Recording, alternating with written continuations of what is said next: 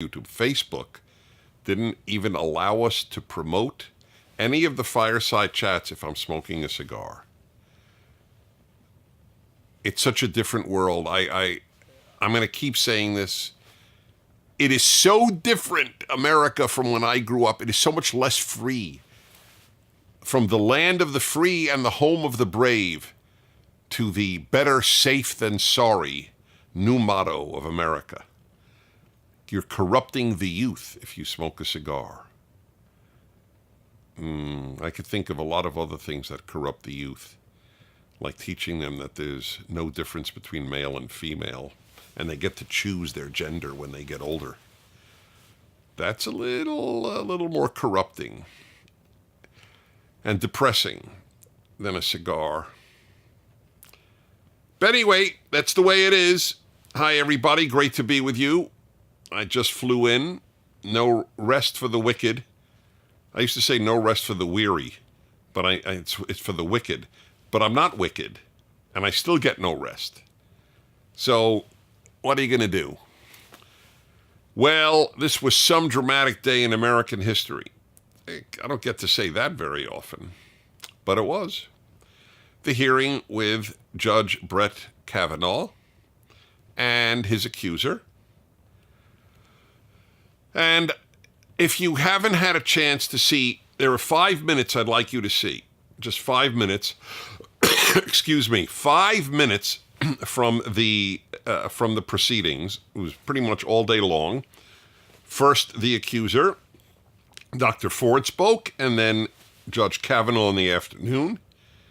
And I'd like you to watch Senator Lindsey Graham of South Carolina, who is not a firebrand, who has been a Republican, who actually was best friends with John McCain. So he's not in the Trump camp, but he's a deep man. I've always felt he was a deep man, whether I agreed with him or not. And today my suspicion proved itself to be accurate. He said it was truly a dark day.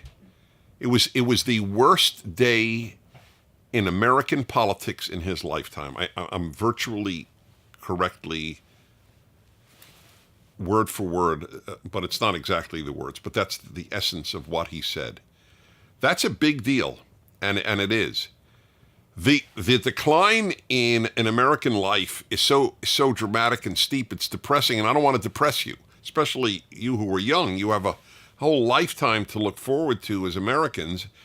If you're American, many people watch across the world, but as America goes, I think a lot of places will go, I'm afraid to say. So he had never quite seen this. The smearing of this man's reputation, I'm not saying she's lying. How do I know? I don't know if she's lying.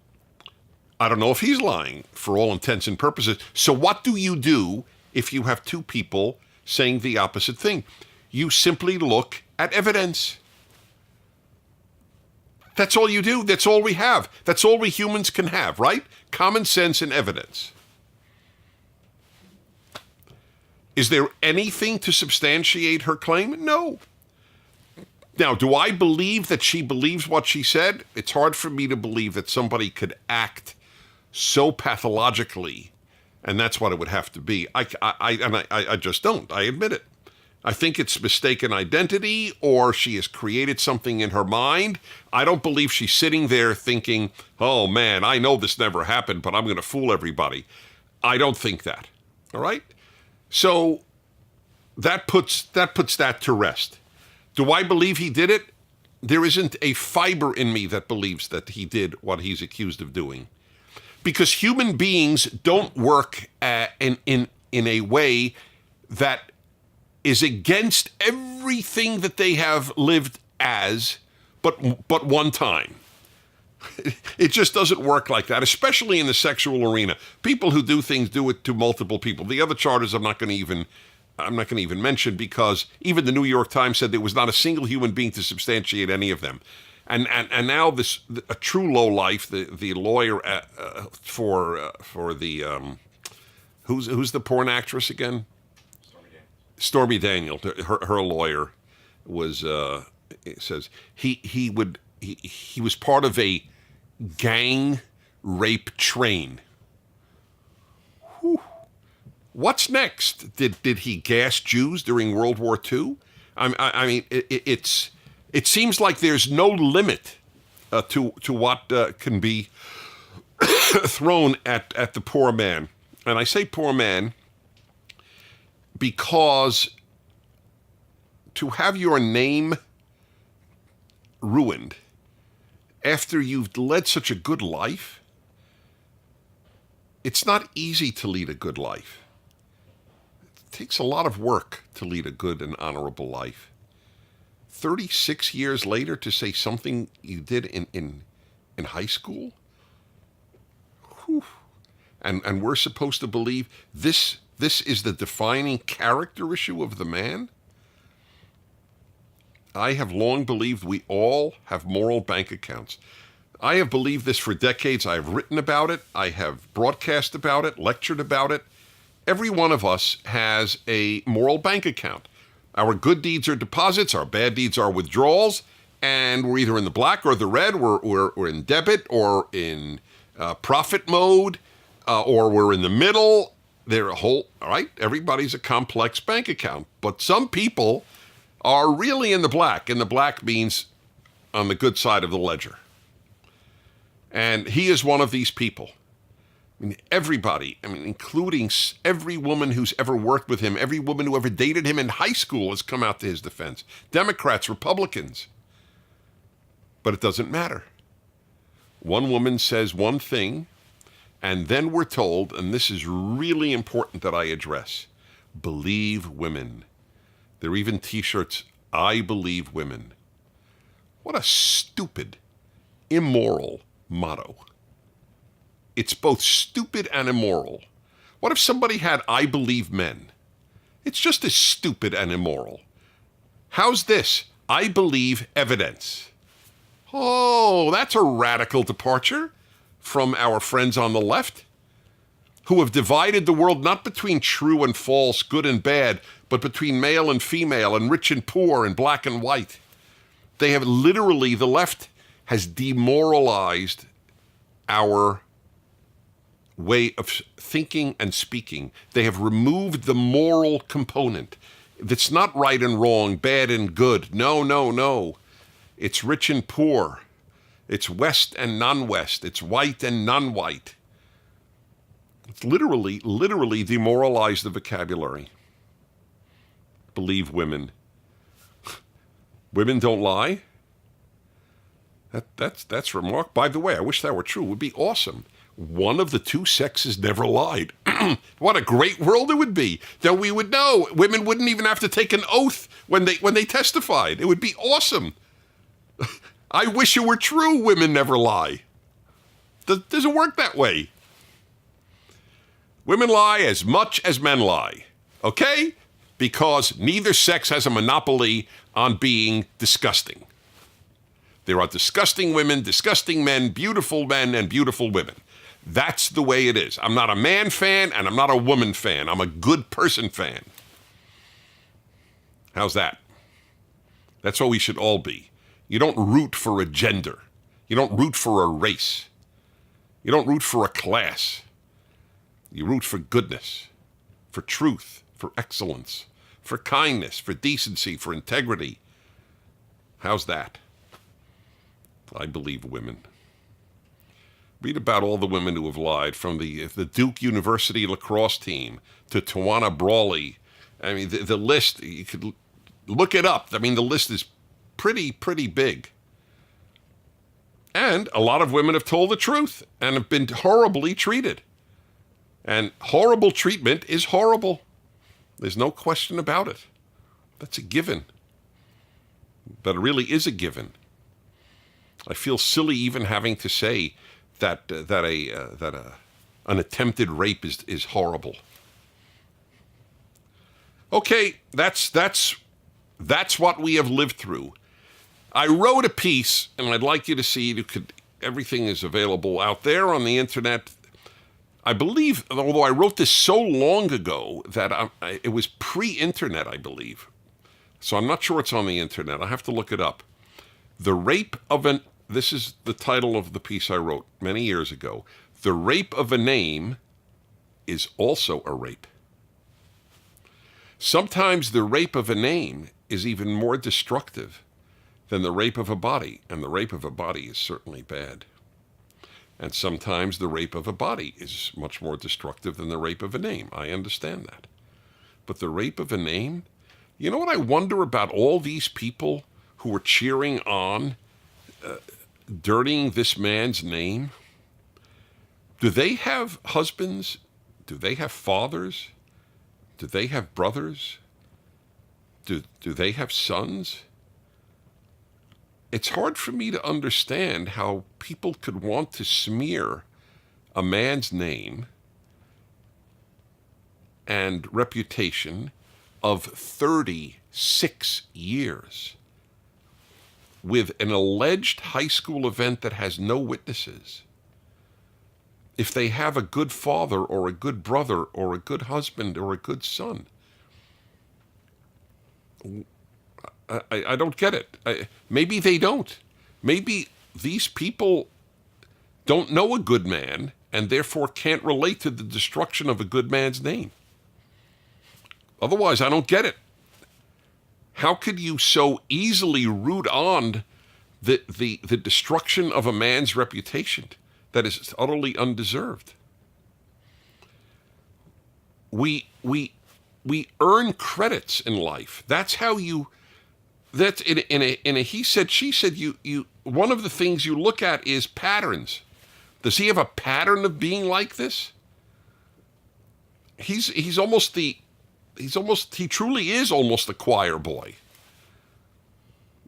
The guy was a virgin in high school. The guy was a virgin, as a religious Catholic through his early 20s.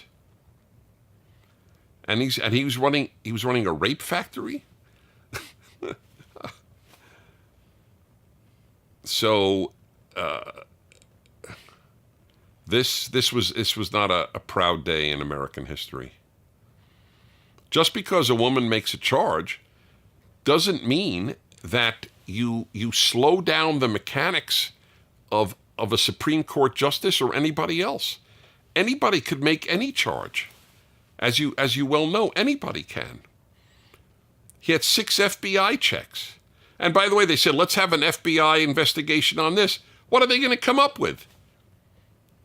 The press, which is more effective than the FBI in finding witnesses, found nobody. The New York Times wouldn't, to its credit, it wouldn't even acknowledge the veracity of the other accusations made against Judge Kavanaugh, saying they could find no one, not one witness to substantiate it. And there's one of the women who made the charge, the second of there were 3 charges now. The second charge admitted, look, my memory is faulty, but after 7 days with Democratic Party lawyers, she decided to come forward. But there's still nobody to corroborate any of it. So it was not a good day. My heart broke for the guy. But I've known my whole life, unlike Kavanaugh, and a lot of Republicans, I know how mean the left is. Just mean, plain mean. Not liberals. Liberals are naive. Leftists are mean. Do conservatives ever go into a restaurant and start screaming at Democrats? Like leftists go into restaurants and scream at the Republicans? Do conservatives ever close down bridges for their causes? Never. There's no moral balance here, right and left. The left is uglier. There are ugly people on the right. There's no question about it. But as a movement, it's much easier to believe, the middle is where all of truth and goodness lies, but it's not really true. The left is a threat. I have made this case. Whatever the left touches, it ruins. Economies, religions, children, music, art, literature. Boy Scouts. There are forces of chaos and disorder, and there are forces of order. And the left represents the force of chaos. It is unbelievably easier to bring down than to build. Barack Obama said it right before he was elected in 2008. He announced to a big cheering audience, "We are 5 days away from fundamentally transforming the United States of America." That's a scary proposition, fundamentally transforming the United States of America. It's a pretty good place. But a place of 320 million people is going to have, if 10% of the people aren't good, that's 30 million bad folks. There are bad people in America. But it's fundamentally a good place for everybody, every color, every gender. Anyway, that's another subject for another time. It was not a proud day. He didn't know what hit him, the judge. That was clear. He thinks the difference between right and left is just a difference in, well, they have belief in certain policies and we have belief in certain policies. He doesn't understand the moral divide. That they are willing to destroy him for political victory is what he doesn't. He did not know that before this happened. I knew it. I've been studying the left my whole life. He didn't realize the extent to which they would engage in such a practice. New York Times did it to me. I mean, not nearly on this level. They wrote a piece on me last year. And I wrote an article showing how they completely made up a quote. They made it up. That's why they didn't put it in quotes. They said Prager suggested. What does that mean, suggested? You either say or you don't say. You don't suggest.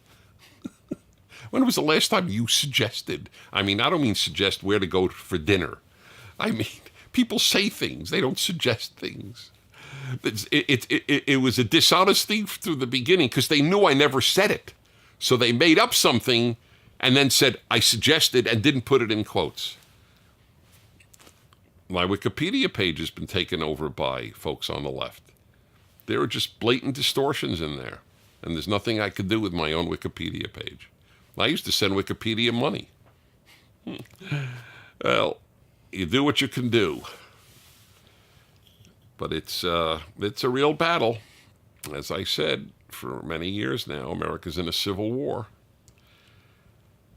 Thank God it's relatively nonviolent, and I pray it stays that way.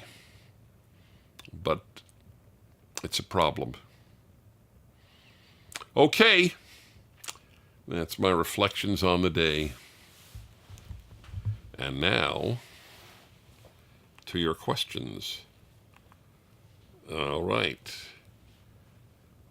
Okay, Michelle, 43, Lake Havasu City, Arizona. Dennis, I have listened to most of your fireside chats, and I am curious, have you read the New Testament? If so, what did you think of it? Well, that's a pretty big question.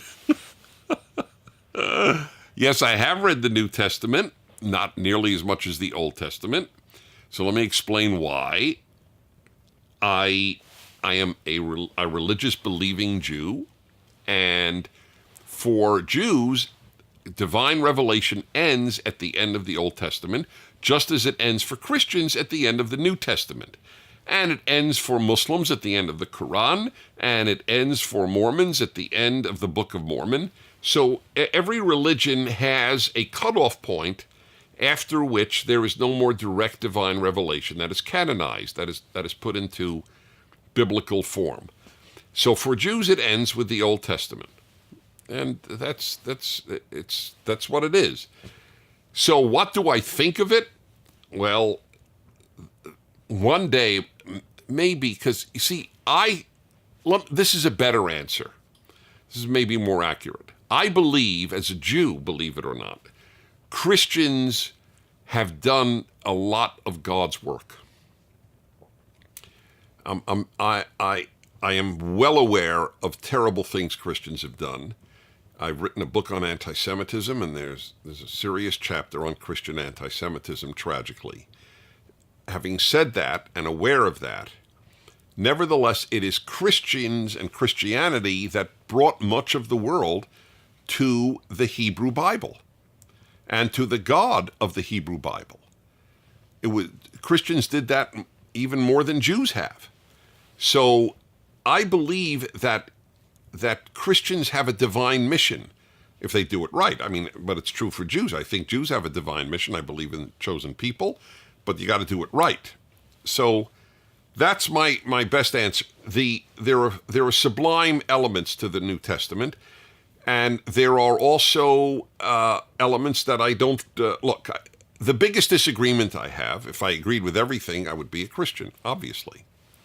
But the biggest disagreement I have is the road to salvation. And I think my difference is more with Paul than with Jesus. But Christians could understandably differ with me on that. In that I do believe that we are saved through works. And a very critical aspect of the message of the New Testament is that you cannot be saved through your good works, but only through faith. So, but in the final analysis, I don't judge religions by their theology. I judge their religions by their fruit. And my favorite fruit is the United States of America, and that's the product of Christians, not all of whom were traditional Christians, but all of whom were in some way Christian. And by the way, who loved the Hebrew Bible in particular, which is why there's a verse from the Hebrew Bible on the Liberty Bell and not from the New Testament. They were very Hebrew Bible oriented, the founders of the United States. That's why I call America the Judeo-Christian country. Jacoby, 13, Holiday, Florida. Holiday? There's a city named Holiday? Huh. How many miles is it from Fast Day? Hello, Dennis. Hi, Jacoby. For the past few months, I've been struggling with my mother's political views. She believes that America is evil, and whenever I try to talk to her about politics, she threatens to punish me and take away my belongings. How do I fix this issue without causing problems in my household? You have to be kidding. You already have household problems. That's adorable. How do you fix you already have? Well, it's hard for me to believe. I mean, I have to believe you because I don't know you or your situation. But whenever I try to talk to her about politics, she threatens to punish me and take away my belongings. If you say America's a good place, she takes your stuff away. Okay, it's hard for me to believe because that's pathologic. I mean, to be honest, that's really bizarre. I mean, is it possible that if that's your situation, it's pretty hopeless. And if that is your situation, it is, sorry for the dogs, in case you heard them, but it is my home, so home sounds happen. But if that is the truth, just don't talk to her about politics, and save up money so that you can move out as soon as possible and live in your own apartment. But I'm a big one on honoring parents, even if they're jerks. Because it says honor your father and mother, and it doesn't have an asterisk, only if they're nice. So why bother arguing if the reactions are so severe?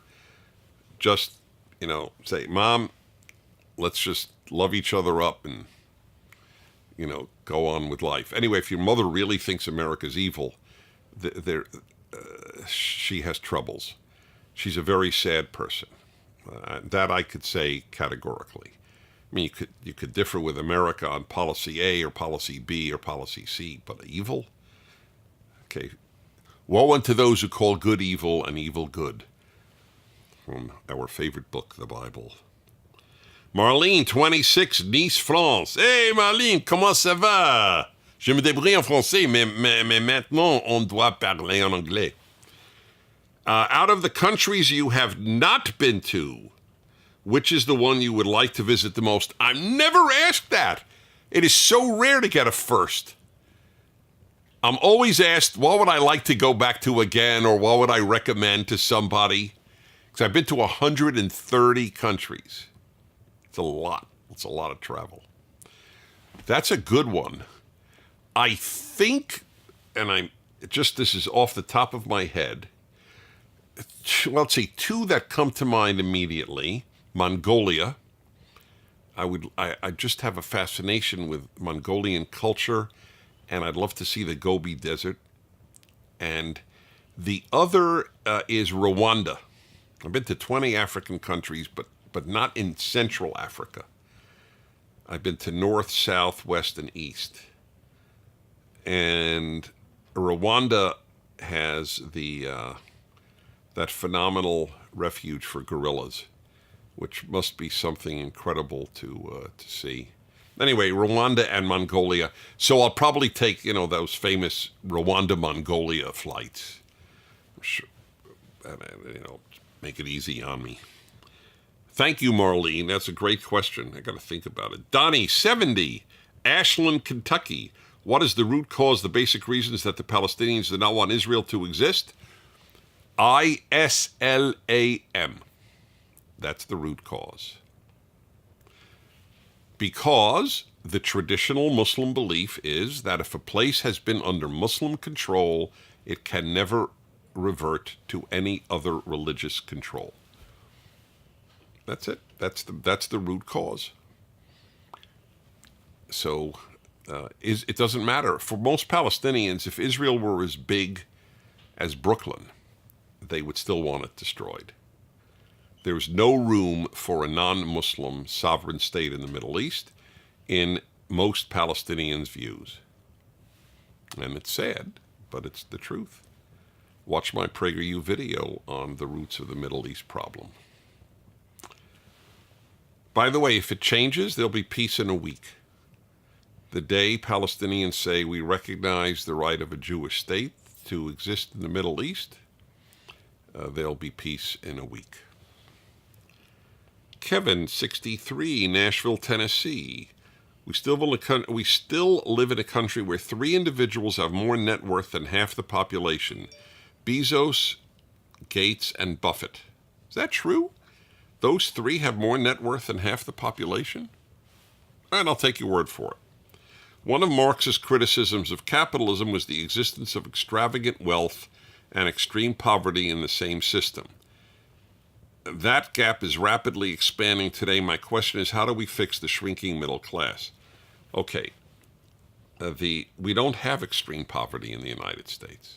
It is exceedingly rare. People living under you should look up the statistics for people living under the poverty line. How much, quote unquote, wealth they actually do have. I'm not claiming they're wealthy, but they live like the middle class lived a generation ago. Most have cars, most have an apartment, many have a home, people have air conditioning, people have, of course, smartphones, they have meals, they have medical care. Poverty is a relative term. The American poor are not abject poverty. So, does it bother me that Bezos, Gates, and Buffett have so much money? Well, it bothers me in this regard, because it gives them so much power that I don't want them to have. Because they're not going to use it for the values that I care about. The extreme wealthy in America overwhelmingly tilt left. So I'm not happy from that perspective. But let us say Bezos, Gates, and Buffett gave almost all of their money to medical research. I would be thrilled they were rich. I care what they do with their money. I don't care that they have so much money. Their having money does not mean I don't have it. Wealth is not a pie. A pie is you take a slice away, so there's a slice gone. That's not with wealth. It's not like that. The existence of such wealthy people is not the cause of people who have less money. That's what needs to be understood. If they used, but you would agree, I mean, if they spent their money, if they took their hundreds of billions of dollars and they gave it over to cancer research and blindness research and Alzheimer's research, we'd be thrilled they had all that money. That's the issue to me. What do they do with it? Not whether they have it. Eden 19, Ma'aleh Adumim, Israel. It is currently the Jewish holiday of Sukkot. That is correct. Chag Sameach. If you could invite any 3 people, living or dead, to eat in your sukkah, that's the booth that Jews construct for the holiday, the 7-day holiday of tabernacles. It's a tabernacle, a booth. Who would it be and why? Well, whether or not there's a sukkah, what 3 people, living or dead, would I invite to have a meal with? I'm asked that a lot, and I always disappoint people because I don't have a ready answer. I don't have a great answer. I would like to have a meal again with my parents, which is hardly what you anticipated. You're probably wanting me to say some, well-known people who are lived today. I don't feel that I'm missing out on whom I could have dinner with who's living. I've been very blessed to pretty much have dinner with people that I've really wanted to have dinner with. My favorite people to have dinner with are my close friends. I never, even as a kid, I never valued fame. Celebrityhood never meant a thing to me, even as a child. So, dead, let me think. Would I like to have a meal with Moses? I mean, of course it sounds intriguing, but I don't have anything to ask him. I know exactly what Moses thinks thanks to the Torah, the first 5 books of the Bible. It's called the 5 books of Moses. What am I going to ask him? What was it like to split the sea? Did it feel good? Really, I mean, when you think about it, I don't know. Another name that comes to my mind, which probably won't excite you, or most any of you listening or watching, is the composer Franz Joseph Haydn, Haydn. I love the guy. I conduct his symphonies periodically with orchestras. And I think I would just want dinner with him to thank him because of the staggering number of hours of sheer joy that he has given me, as have Bach and Beethoven and Schubert and others. So I don't have a great answer for you. All right, I think we're doing good, right? I think that's great. Listen, it's a joy to be with you. I get really wonderful feedback with these fireside chats. It's completely unscripted. It's just me to you. If you really want to know my outlook on life, The Rational Bible and Still the Best Hope will give it to you. Those 2 of my books. I know it sounds self-promoting, so I'm very self-conscious about it. But if you're watching, I assume you're somewhat curious about how I think. Anyway, until next week, I'm Dennis Prager, and from my home to yours, thank you for being